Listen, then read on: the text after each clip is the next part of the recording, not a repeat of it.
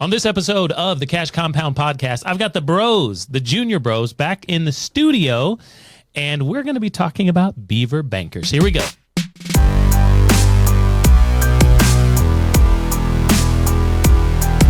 Ladies and gentlemen, welcome to the Cash Compound Podcast. It is JDew and Judah and James. And we're your hosts here. We're talking about the save and spend system, like we call it. And we have a very special, don't kick that, please. You're going to have to bear with us this episode, everybody. We got the 7 and 4-year-old in the studio. We're doing our best. But we have a very special guest. We have got Mrs. Becca Wilhite, and she wrote this book. Judah, hold it up for everybody. And let's see it. Hold it up to the camera, this book here. There it is. And what is it called again? Beaver Bankers. Beaver Bankers. So we are very excited to interview the author and ask her some questions about this work to share with children all about this whole family banking system. Okay, so why don't we introduce her? Mrs. Becca Wilhite, thank you so much for being on our podcast. Well, it is certainly a privilege to be here with you guys. And I'm super excited to meet Judah and James because, man, what awesome guys. I can't wait to get to talk with you guys today. We're very excited. So first off, let's go back in time a whole month ago where your uncle and I, what's your uncle's name? The one who's a banking bro. Jonah. We flew to the Nelson Nash Institute annual Think Tank event 2024 in Henderson, Nevada. We got to speak on stage, but Mrs. Becca Wilhite gave us her new book called Beaver Bankers. We spoke at that event, but I was really excited to be able to pull off this steal. What a steal of a deal. It's something that I think your family will love here. And we want to ask Mrs. Wilhite, now, what's the name of someone who writes a book? What do you call it if someone writes a book? An author. Yes, she's an author. Very good. So we're going to ask her about her story. And the story is called The Plot. So ask her what this book is about. Ask her what the plot is about. How about that, Judah? You start. It's called Beaver Bankers. Yeah, but ask her what it's about. What happens once you open the pages? What happens, like, in this book? Well, that's a great question. So in this book, it's the story of a little boy named Sam. And he goes to a kind of a retreat with his family to his grandparents' house out in the country. And he has to sit through some meetings he thinks are pretty boring. But then his grandpa takes him on a walk to see something pretty extraordinary. He shows him a beaver dam and what a little group of beavers did with a little river, turned it into a big pond and a system that supplies everything they need, and explains to him how we can do the same thing with our money. In our families and building a family banking system. And with so that's kind of in a nutshell what it's about. And with our lives, we can do the same with our lives. We can be hopeful. Absolutely. Same with our money. Yeah, we can be intentional. We can have a good plan. Yeah, all those things. Oh, okay. Very good. I have a question, and it's a question about what gave you the idea to make this book. We talk about infinite banking all the time on this podcast and in the Cash Compound, but we're not always talking to our younger family members, our kids. So what gave you the idea to make sure that this story got told to children? Yeah, well, I have 3 kids, and in this whole concept of infinite banking is very generational, right? We want to teach the next generation how to do it. But I didn't know of a good way to teach them. So I was trying to think, I was a teacher by trade in a previous life. So I was just thinking about analogies or stories or animals, or how could we explain this in a way that a kid could understand? Right. And so I had this idea, like, okay, beavers, like this kind of just popped into my head. I should go learn about beavers. And, anytime I have an idea that's smarter than me, I have to say, thank you, Lord, because I feel like I have a good helper there with the man upstairs. But I went and started learning about beavers, and I didn't know that they didn't live in a dam. I didn't know that they built these lodges and they controlled the flow of the water. And so as the more I learned about beavers, the more similarities I saw and connection between what we're trying to do with our money and infinite banking. So one day I just kind of sat down and wrote the story. And I never intended to make it into a book, but just kind of one thing led to another, and here we are today. So that's kind of how that happened. Oh, very good. Very interesting. Well, Judah, do you have another question you'd like to ask Mrs. Wilhite here? Well, it's not a question, but the art in this book, I kind of do like the art. It's pretty good art. I really like the art in this book. I really like the art too, That is Judah. so cool. The art That's is so really cool. You know what? The art is awesome. And my very good friend, Jenny Ragland, was the one. I asked her if she'd be interested in illustrating this book. She actually knows about infinite banking too, and she knows about life insurance. So that was kind of neat to have somebody on the project that knew what we were talking about. And I think she did an amazing job of bringing it to life. So thank y'all for saying that. Yes, we do. Enjoy. we enjoyed that. Okay, so James, you have a question here? Go ahead and tell James to ask her this question. We're getting there, folks. We're getting there. We're working on our podcasting skills. Okay, ask her that question, James. Are beavers You remember? Yeah. Are beavers your favorite animal? Our beavers, I think they might be now. I wanted to show y'all something. Look what somebody sent me in the mail. Isn't he cute? it's a beaver? Somebody touch me. Is that It's a beaver. It I is. know. So now I've got this on my table over here to be my little mascot over there. So maybe they are now. It's a Yes, mascot. we know some mascots, don't we? Yeah. Yeah, we know a lot of mascots. We do, because Dad is always on the microphone. So why don't you take us back a little bit and tell us how you got started with infinite banking and how it got introduced to your family, because 9 years ago, it got introduced to our family. So just before Judah was born, I got introduced to it. And then after Judah was born, we started our first policies. And he has one, and James has one. But how did it all start for you? That's awesome. I got introduced to infinite banking in 2020. And I had a friend who had gotten into the insurance industry and was kind of teaching some of these concepts and going around and asking for people to kind of practice on, really. And I was completely closed to the idea because I had been taught all my life that whole life insurance is a terrible place to put money. So I thought this has got to be a scam. But a friend of mine was going, and I didn't want her to make a big mistake and get suckered into this thing, right? Because I'm sure they mean well, but this can't be good, right? So I went to that presentation, and it just kind of made me curious because what she was saying was not at all how I understood life insurance to work. And so as fate would have it, right after that, this was all during COVID, our whole family got COVID, and we weren't super sick, but we couldn't go anywhere. So I had lots of time on my hands, and I started just reading different books. I read Becoming Your Own Banker, Building Your Warehouse of Wealth, How Privatized Banking Really Works. I mean, I kind of went down the rabbit hole really in an effort to disprove this, to just prove myself right. And obviously arrived at the exact opposite conclusion, because here I am today doing what your dad does, you guys, helping people learn about this other way to think about their finances. Well, we appreciate it. And I know so many other families are going to be turned on to this idea because of your book. Okay, how about this question? James, why don't you ask Ms. Wilhite about her children?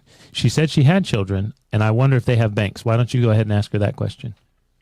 Does your children have banks? They sure do. So I have 3 kids. My oldest is Cord. He's 14. I have Paisley, who's 13, and Sam is 9. And they all have their own policy started. And I have my parents to thank for that. My parents had started kind of saving up a fund to help them with college. That was in the stock market. And so when I learned about this, I thought, this might be a better way to go for that. And so I asked my son Cord, who was 12 at the time, I said, hey, would you rather have some money that could help you out with part, it's not going to pay for everything, but pay for some of your college and then it's gone forever? Or would you rather have some money that you could borrow and then kind of pay back when you get a job as you can, and then use it for something else later on and use it over and over throughout your life? Like, which one would you rather do?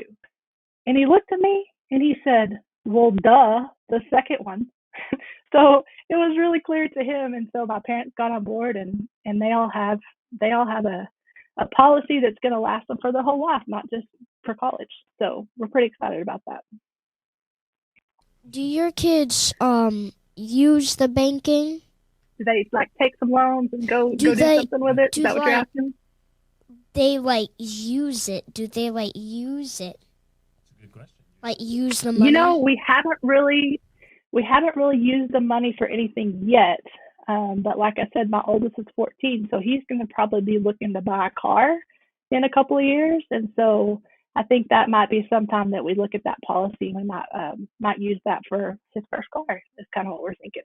Oh, very nice. Okay, that's a good question, Judah. So, yes, of course you can keep that. Okay, well, I'm still asking Mrs. Wilhite some questions here. I've never written a book before, and I wonder how long it takes to write a great work like this. There's bestsellers in the world, and there's Pulitzers. And I think this is a Pulitzer because it should be a bestseller, Wow. but right now it's the exact process of understanding it on a kid level. So I just wonder, how long does it take to write a book like this? To be real honest, I had the idea in my head for several months, and then one day just decided to sit down and write the story. And it took about an hour or so, that part. And then you have to take that and you have to edit it, and you have to, go through all this. My friend Jenny took a long time. I'm sure you can tell with the illustrations. So that part took I think she took 3 months, probably kind of put her life on hold. Maybe not quite that long, but she worked really hard on making those pictures beautiful. And then you have to learn. I learned a lot in the process about how to format things and how to make digital books and how to upload them to Amazon and all that. So I guess the whole process maybe took 6 or 8 months, something like that, to get it from an idea to something that somebody could jump on Amazon and order. I wonder about transitioning the knowledge that you have to your kids. You said you guys have been doing this for about 3 to 4 years at this point. And what was your money philosophy at home prior to understanding how to build banks and how to build your reservoir and your dam like the Beavers did? Was it a tough transition for the kids?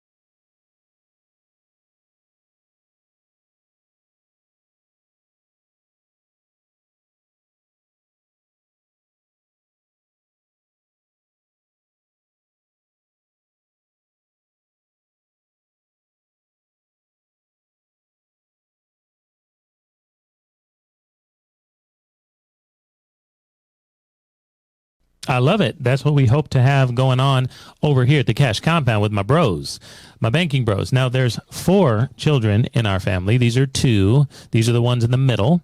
And what we do is for the last couple of years, we've been able to take, they work in the business. Obviously, this is working. They're doing the best they can. So they're able to earn money through marketing, some cleanup around the office, and some of our social media and podcasts, as you can see. And then we're able to pay them. Of course, that is a non-taxable piece of our income goes to them and their bank accounts because they're working hard in the business. And then they can pay their own premiums in some of their policies. So they have policies, right? Awesome. And it's trickling down. It's completely family oriented. They're learning stewardship. They're learning the wealth mindset. And we're hopefully providing some service to the community. We're doing the best we can here today on their first podcast interview. By the way, Becca, this is their first podcast interview they've ever done. So as you can tell, we're working on it. Wow, that's so awesome. That's great. That's great. Hey, well, I have a question for you guys. Could I ask y'all a question? She's asking you a question. Judah Listen. and James, I need some help. Because this little guy, he doesn't have a name yet. And I was wondering if y'all could help me name him. What do you think I should call him? It's a great question. Hold on. Think about it for a second Yeah, in idea? the microphone. Tell her. Remember, this is the beaver from the story, and we need a mascot name. Now, we know lots of mascots, right? We've been friends with several mascots for several years. You have a name? Pick a name and say it in the microphone, James. Judah, you do one too. Stuart? Would you like Stuart? I like that. Interesting. James, do you have something different? Stuart the Beaver? Yeah, yeah. Skelly Bob? Oh, well, Scally Bob? Is that what you Skelly Bob. We have an unhealthy Skelly Bob, fascination. okay. Unhealthy fascination at our house with skeletons. So that's probably what. But Skelly now Bob, Stuart might be okay. kind of good. Now Okay. I like Stuart because maybe he's a steward. He's a good steward. I don't know. Maybe steward. Yeah, Steward. I don't know. Okay. Well, I'm gonna think about that. I think those are some good suggestions. Thank you. Yes, you're welcome. So we are able to take some of our income that ends up in their bank accounts for their banking system in our family of policies. And Judah actually is able to fund his private school tuition. So Judah, what grade are you in? First. First grade. Okay. James, are you in school yet? Oh, not in school yet. Okay. So he's saving up, but he's going to have enough money. So, thumbs down. He's not in school yet. Okay. Completely illiterate. We're working on it. But he's able to, Judah and Big Sis, they're able to fund their tuition through their policies from the money they earn from working in the business. So we're doing our best over here to try to have that type of mindset and make it very regular in a normal part of their life. And of course, by the time that they're old enough, they're going to be able to take policies off of my hands, maybe, and of course, they'll be quite capitalized, as Nelson would say, in a book like this. Absolutely. Absolutely. That's Okay. awesome, you guys. Yeah, so tell us about the future of your, tell us where you are in your business and tell us about the future. I see you've got your Nelson Nash Practitioner Institute label right there behind you. So you've got your certificate, I Earn Mind, at this year's Practitioners event with the think tank. So I'm happy to be in the club with you. So tell us about your business and who you're serving and what we can expect to see in the future. You bet. Well, I've been, I got my practitioner certificate last year, so I'm not too far ahead of you in that. I work with Bruce Wayner at the Money Advantage for the most part, and then I also have my own company, Salient Solutions. And you know, I just really am drawn to IBC for normal, everyday people. That like you don't have to be super rich to do this. You just have to like want to have good money habits and good stewardship and value passing things along to the next generation. And so, you know, not everybody's going to want to do this, but I think everybody needs to at least know that there's an option. So that's who I'm trying to reach out to, just normal, everyday people that have a heart for the next generation, that have a heart to bring simplicity and control and peace of mind to their financial situations. We love to hear it. That's what we're all about here. I love it. And I really truly believe that this idea is catching on more and more, and that we're going to have more and more people that are interested in how they can become their own banker. We agree. That's why at the Cash Compound, we're out here trying to help people save and spend money at the exact same time. Okay, Becca, we're so happy that you joined us on the Cash Compound podcast and became the girl today on the Bros channel. We got a couple banking bros in here and maybe one more question. Yes, you're welcome. Any more questions, fellas, before we go? Where did you get the advice for the book? Oh, that is a great question. You know what? I tried to get all the advice for the book out of this book. This is where I got it. Y'all know this book? Yeah, we have it. You have it. Well, we're reading the same book. That's awesome. That's awesome. We're twins. Okay, now, James, any last questions for our author here, our special guest on our podcast, Mrs. Becca Wilhite? Anything you want to say to her before we go? You can tell her, no, you don't have anything extra? Well, why don't you lean up to the microphone and say thank you for being here? Thank you for being here. You bet. I appreciate it. This was a lot of fun. Very good. Okay, now we're going to make sure that we throw a link in our description so people can know where to pick up this book on Amazon if that's the best place. Do you have another website we can check out? this is it. Right now, it's just on Amazon, so that's probably the easiest. Wonderful. thing We to do. look forward to seeing your legacy continue, just like this mysterious grandpa man in here, Nelson. I think I know who you made this after. And we think that what you're doing is going to continue to help people in the future, just like Nelson left us the blueprint in his book, Becoming Your Own Banker. Okay, thank you, Becca, for being here. We'll talk to you sometime on a Awesome. future podcast when we're grown up and we have lots of money. We'll tell you about all the things we did with it. That sounds amazing. Y'all have a great day. Bye, everybody. Follow us on Facebook. Gave a lot of game, we never got a lot of things. Bow your head and say the prayer. We taught you how to be the bank. That great conversation with author Becca Wilhite about her book, Beaver Bankers. Me and the boys, both James and Judah, had a great time chatting with her. We thank her for the book, and we want you to be able to teach this system of stewardship to your family in the future as well. Grab a copy of the book, listen once again, and of course, introduce this to your own family.